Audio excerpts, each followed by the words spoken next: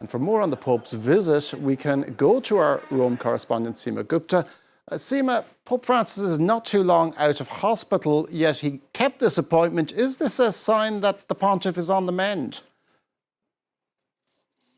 Well, it certainly appears to be so. I mean, it was a surprise visit. We knew going into this solemn period of the Holy Week, a solemn period for Catholics around the world, that the Pope is technically supposed to deal with 2 months of rest and recuperation. He spent 5 weeks in hospital dealing with double pneumonia. Doctors said he risked his life during that period, and he's supposed to rest. But he has been making these surprise appearances. On Thursday, he was not there for the liturgical celebration, so far having designated different cardinals to participate in these liturgical celebrations across Holy Week. But he made that appointment that he has done for the last 12 years of his papacy to that prison in Rome.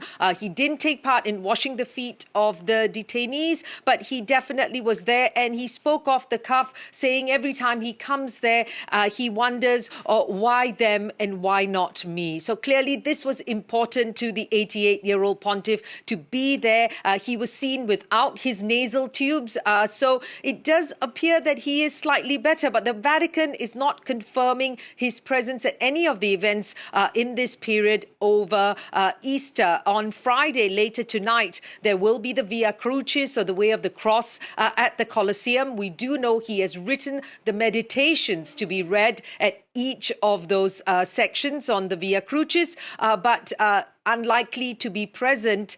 He has designated another cardinal to participate in that, as well as Easter Mass. Of course, the big question remains what happens to the Urbi et Orbi. That's the message to the city of Rome and to the world that the Pope always gives at Easter and at Christmas. And now it could be that someone else is designated to give this speech. It is a fairly long speech looking at conflicts around the world and praying for them. But perhaps he might appear for the final blessing. We still don't know. The Vatican hasn't released them, but clearly we are seeing him make these surprise appearances, appearing on Palm Sunday last week and on Wednesday at a group audience of the workers and administrators at Gemelli Hospital, some 70 people, and of course another group appearance with those prisoners at that prison here in Rome. So it appears he's getting better, but we'll have to see what happens on Easter Sunday, a very important day in the Catholic calendar.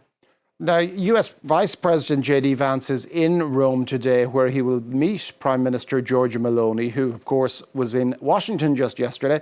But there's also speculation that Vance, who is a Catholic, might also meet the Pope. And the two do not see eye to eye on everything.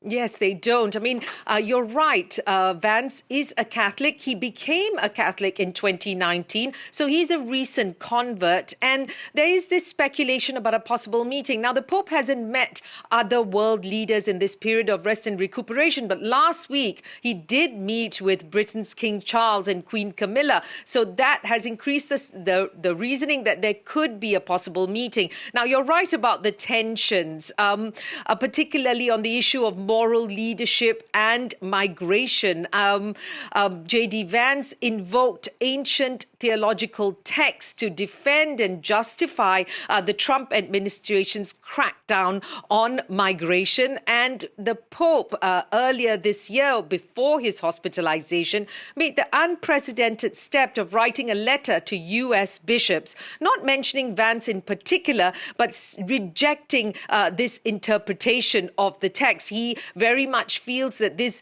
movement of mass deportation and not protecting those that are fleeing poverty and persecution damages the human spirit and the human condition. Now, that's the Pope stands on it. So now, while he's been in hospital, JD Vance has supported the Pope and prayed for his health. So really, both sides perhaps could benefit from such a photo op. But for now, all we know is that JD Vance is scheduled to meet the Vatican #2, the Secretary of State, Cardinal Parolin. Thank you very much for that, Seema Gupta in Rome.